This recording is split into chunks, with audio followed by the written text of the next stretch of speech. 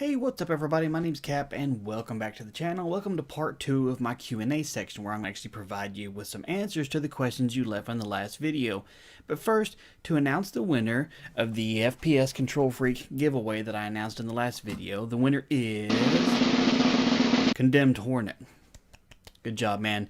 This was all done at random. It didn't have anything to do with specifically with the answers or who you were or anything like that. Just completely random to make it fair. But he is the winner.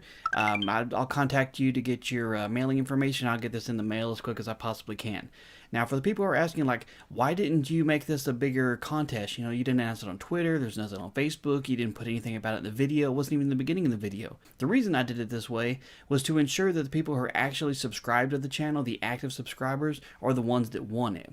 So I put it a minute and a half into the video of like a 3-minute video, and I made sure to put it there and didn't put it in the title or the video description at all, and I made sure that the question was vague enough so that anybody reading the comments wouldn't know what it was about.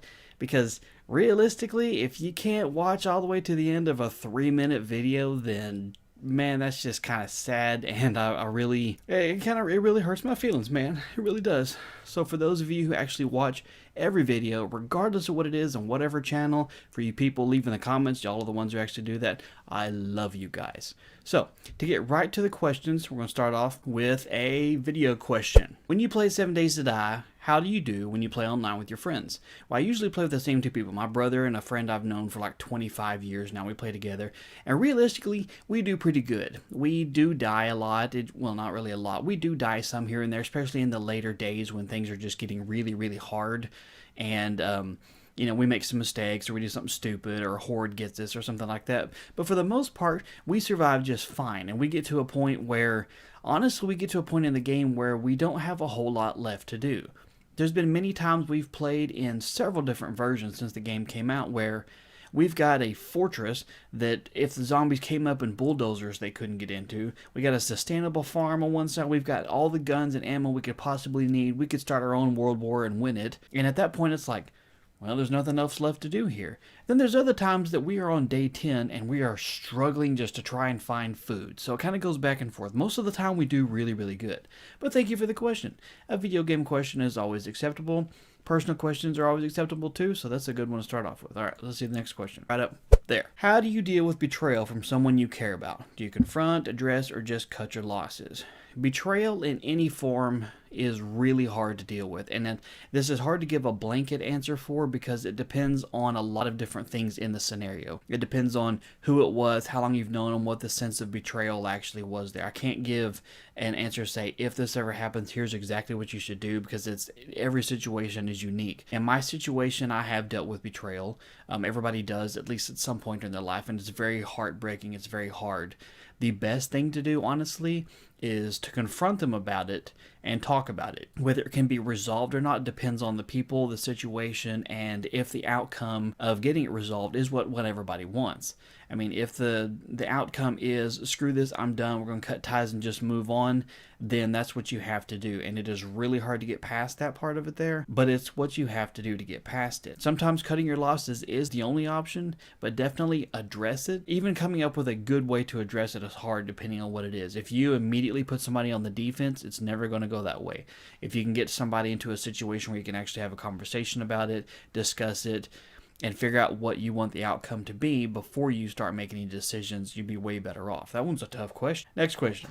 From our winner, put it right up there. If I could go back in time and change one thing in my life, what would it be? I'm one of those people that thinks that everything happens for a reason, and I'm not going to get into like a religious or anything like that, because it's not that. It's just one of those things is I can look at my life and see, here's where I am now, and if all of this other stuff hadn't happened the way it did, I wouldn't be where I'm at, and I'm very happy right now. So I would never change anything major, but what I would change is I would go back in high school, or maybe earlier, I would go back and tell myself, learn how to play golf. Because me as a 35-year-old, I love playing golf. Don't get to play as much as I would love to because I got, a life and stuff, but I love playing it. And I'm slowly getting better.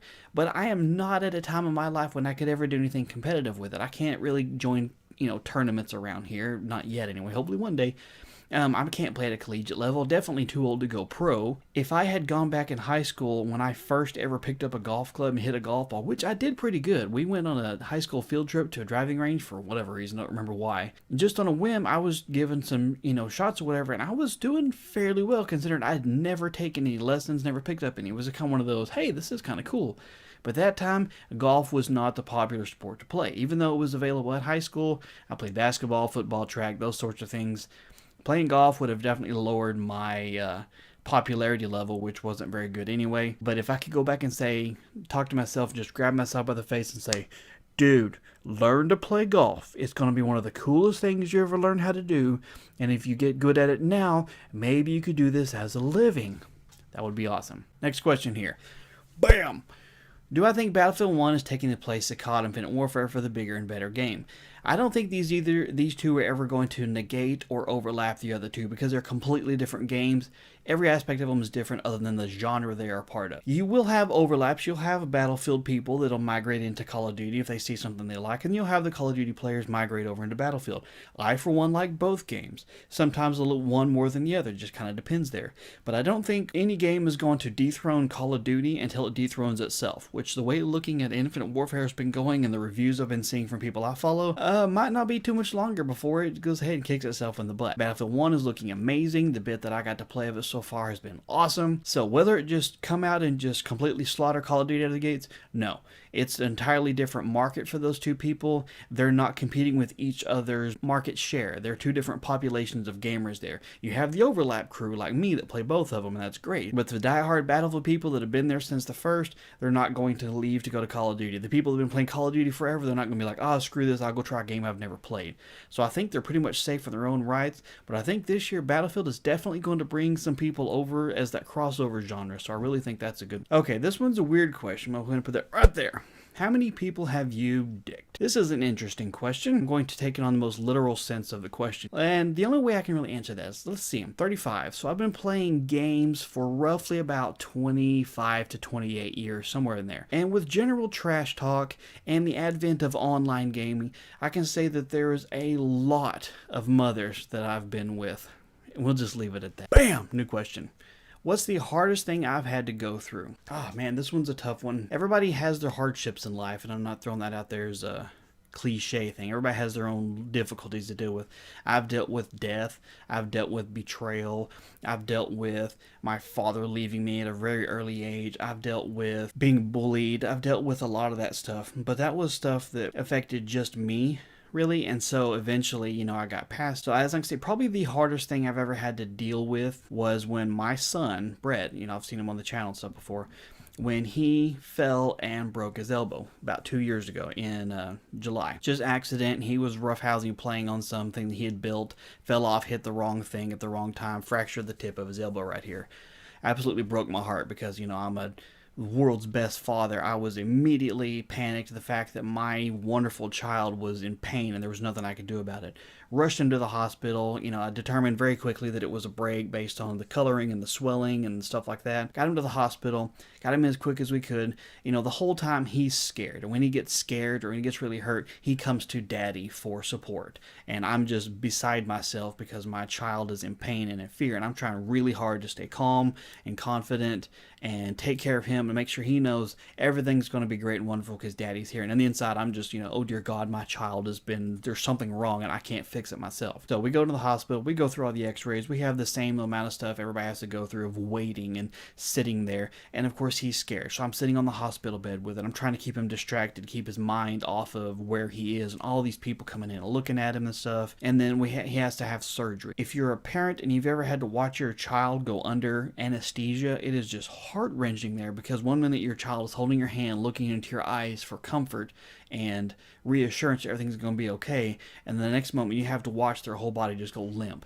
Oh dear God, my heart sank out of my butt and I about passed out on the floor because I've never seen that before. And then of course the waiting game during the time they're in surgery. Yes, it was a minor procedure, but anytime anybody goes under anesthesia for whatever it is, there's always possibility for problems.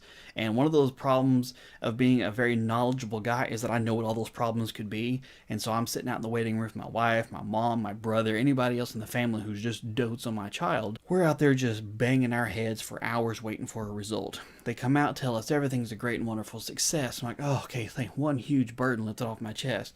So we get to go in there when he's waking up. He wakes up, he's got a cast over his whole arm. His throat's sore from being intubated because they have to intubate you when you go into surgery so you don't choke, and helps you with your breathing and stuff. So he wakes up, strange place, different room he was in. He can't move his arm, his throat hurts, he's crying because he's scared, and I'm trying every way in the world to comfort him, to know he's still in pain, he's groggy, he's dizzy, and then all the stuff he has to go through after, all the rehab he has to do, and then later on watching him pull the pins out of his arm, whew, almost fainted. That was really, really rough. And to be able to, he was staring me in the face, like holding my hand the whole time, trying to, Daddy, I need to make sure I'm safe, please make sure I'm safe, sort of situation. And I'm, sweating bullets here. I'm sure I lost all the blood in my face and went weak in the knees, and just watching, I'm like, you're okay, buddy.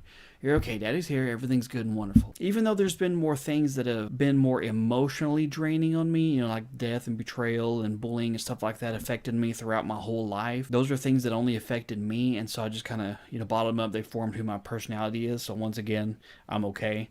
But watching that was the hardest thing because I had no control over it. And oh my God, that was hard. Okay, next question is right up. Bam. Who is your favorite guitarist? Gotta go with Kirk Hammett from Metallica. I know he's not the best guitarist in the world to some people, but to me, he is absolutely phenomenal to see live. Intensity at which he plays, the precision in which he plays, a little bit of a blues style thrown in there. Metallica is my favorite band. I mean, I got the tattoo to prove it. I've just been a big fan of Kirk Hammett since the 80s. He is top billing. There's a lot of really good guitar players I can name. For me, Kirk Hammett is numero uno. Alright, this one here I think is the last one. Yeah, last one we actually got from two different people. Put them right up there. Same one. Trump or Hitler, and then the follow-up of that, Trump or Hillary, which I'm not saying Hitler is Hillary in this situation. I'm just putting these questions up here because they're both politics. I don't talk about politics at all because I don't care about politics. Can't stand it. I'm so ready for this election to be over so people stop talking about it. In my opinion, neither one of these candidates is qualified to run a lemonade stand, and I'm not voting for either one of them. On top of that, I live in Texas, a deeply red state, so my vote doesn't count for crap here anyway. It's going to vote Republican regardless of what we do here, so I'm not even voting in this election. If I was to take time out of work to go down to the polling office, cast my vote for a presidential candidate, wouldn't be one of these tools. It would probably be somebody like Bugs Bunny, because I think he is far more qualified to lead this country than either one of these two yahoos. I'm going to leave that question at that because I don't get into politics or whatever, because it's just a long road that never goes anywhere good. So that's pretty much it.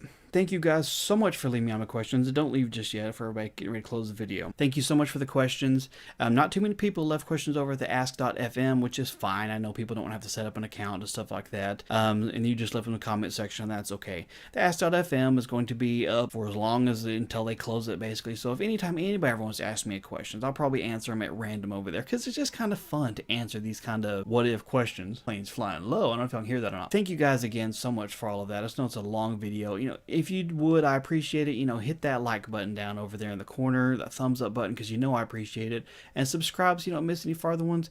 If you have any other questions for me, drop them in the comments below, and if I get enough of them, I'll do a part 3 on this and follow up with it. Thanks again for everything. You guys have a wonderful day, and I'll talk to you later.